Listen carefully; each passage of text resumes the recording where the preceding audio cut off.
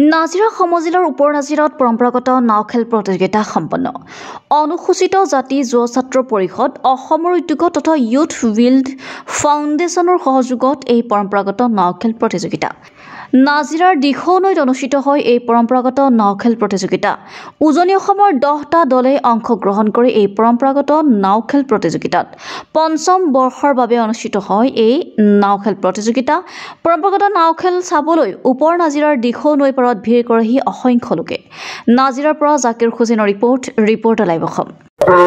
আমি অনুসূচিত জাতি যুৱ ছাত্ৰ পৰিষদ নাজিৰা কমিটিৰ উদ্যোগত শিৱসাগৰ জিলাৰ ইউথ ফাউণ্ডেশ্যনৰ সহযোগত আমি পঞ্চম বাৰ্ষিক পাতিবলৈ আমি নিচেই আনন্দিত হৈছো, কিয়নো এই নাওখন খেলত যথেষ্ট ৰাইজে আমাক সহায় সহযোগিতা আগবঢ়াইছে। আৰু এই নাওখনৰ উদ্যোগতে আমি চকু চিকিৎসা শিবিৰ ৰাখিছো, স্বাস্থ্য শিবিৰ ৰাখিছো আৰু বিভিন্ন আমাৰ মহান ব্যক্তিৰ শ্ৰদ্ধাঞ্জলি অনুষ্ঠান ৰাখিছো। আৰু ইয়াতে আৰু এটা ভাল হ'ব, আমাৰ নাজিৰাবাসী যি দুখীয়া দৰিদ্ৰ পৰিয়ালৰ লোক তেওঁলোকক 50 দিয়াৰ ব্যৱস্থা গ্ৰহণ কৰা হৈছে। এই ব্যৱস্থাটো আমাক গ্ৰহণ কৰাত সহায় কৰিছে মনালিছাৰ পিতৃ কমল গগৈ সোঁৱৰণিত মনালিছাই দিছে।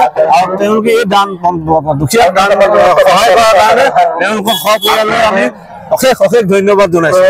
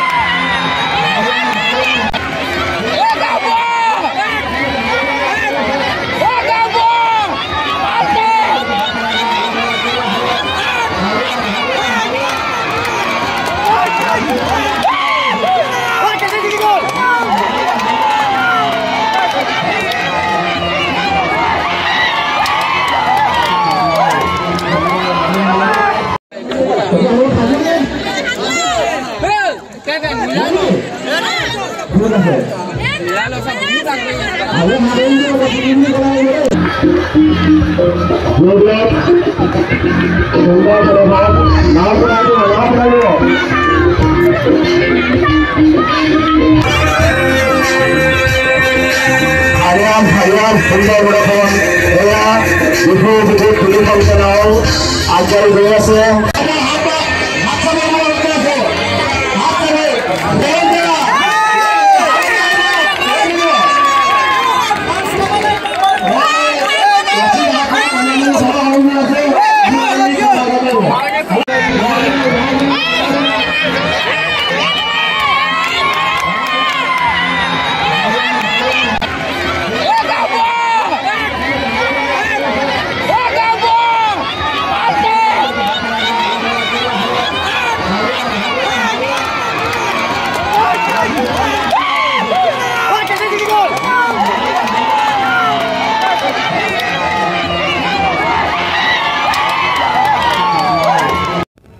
Reporter live Assam.